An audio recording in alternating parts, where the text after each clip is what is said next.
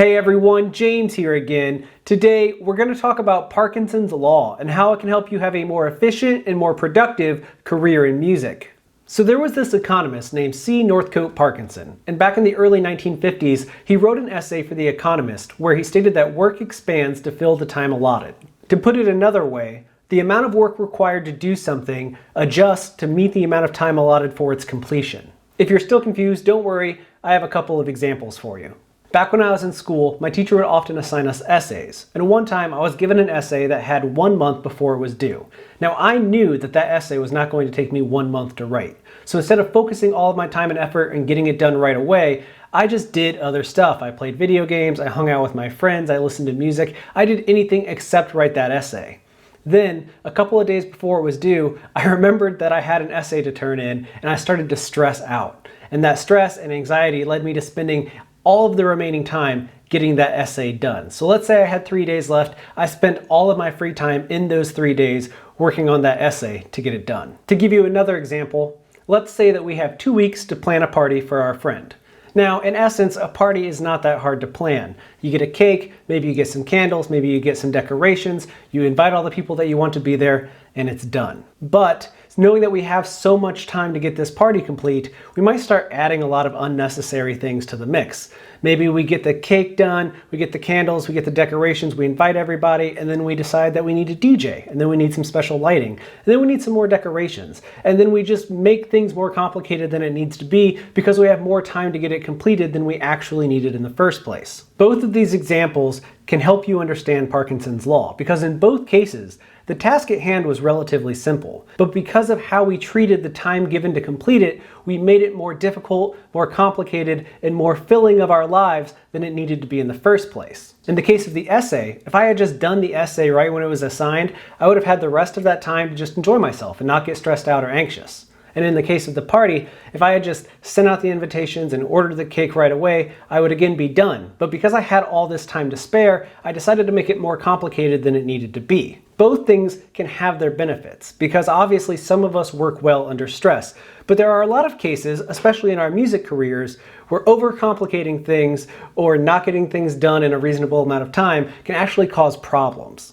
Now, if you click around online, you'll find several solutions to Parkinson's Law, different takes on how to either avoid overcomplexity or get better at avoiding procrastination. But I think that in general, it all comes down to understanding your own developmental process and deadlines. Because all too often, especially when you're somebody who's trying to accomplish something that seems impossible, like you're dreaming of getting a big record deal, of completing an album that you've been working on for a long time, or even completing a song, we give ourselves these very vague deadlines. We say that this year in 2021, I'm going to release an album, but we don't tell ourselves when that's going to be. We just assume that at some point we'll get it done and then we'll record it and then we'll mix and master it and maybe it'll get out there somewhere. Or we tell ourselves that this is the deal that we're going to get in 2021. This is the year that we're going to sign to the record label of our dreams. But then we don't really put a lot of effort into it. It's not a very focused push. We just, send out some emails and hope that people get back to us. We're not giving ourselves a good deadline. We're not being as productive as we could possibly be. Or maybe the opposite is true. Maybe the song that we've been working on for a while is done, but because we refuse to set a deadline to actually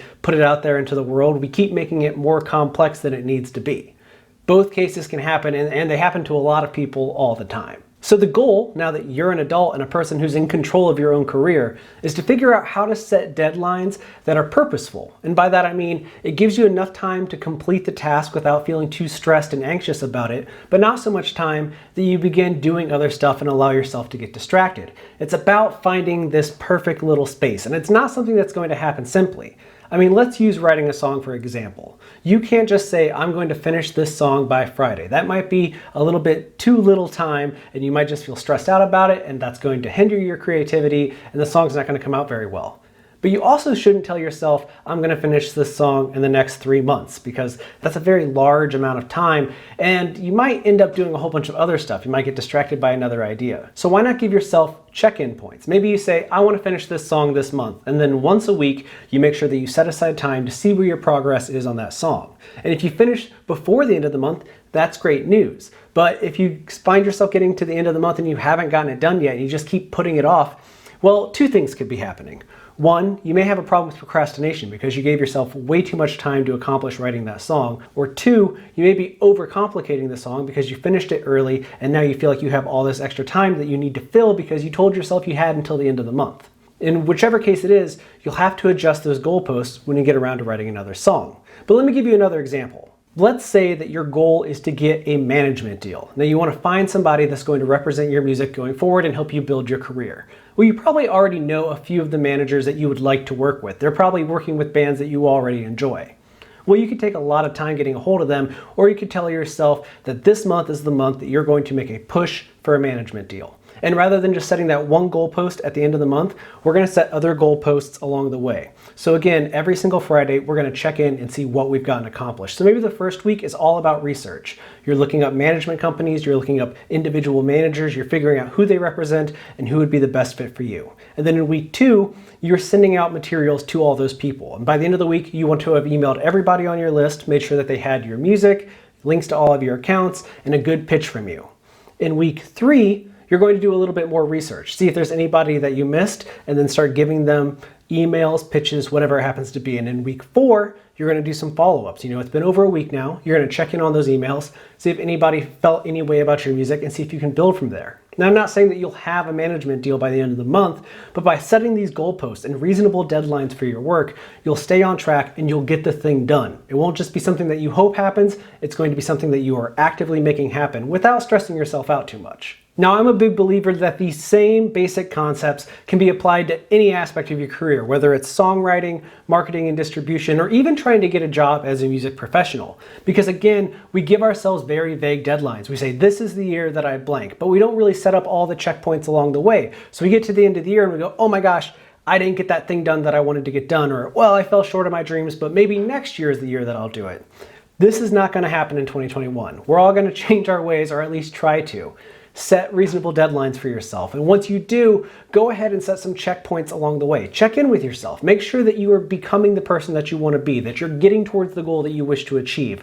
And if you're working on it and it's not feeling right for whatever reason, don't be afraid to move those goalposts, or perhaps drop the project altogether. But you will waste far less time, be far more efficient, and also keep yourself from getting too stressed out if you do these goalpost check-ins. Just setting some reasonable deadlines to make sure that you're on track to achieving the things that you want to achieve. And speaking from an industry professional standpoint, as somebody that has run a record label, worked with touring acts, helped bands who are in the studio making music, showing yourself to be a professional capable of keeping themselves in line and keeping themselves on track as far as scheduling goes is a big plus. Record labels love this. Music professionals love this. They like finding people who are driven and self-sufficient, and that starts with keeping yourself on track to achieve your goals. And if you want even more help doing that, or you want additional principles about the world of business and how you can apply it to your career, click the subscribe button down below, because that's what we do here on Music Biz.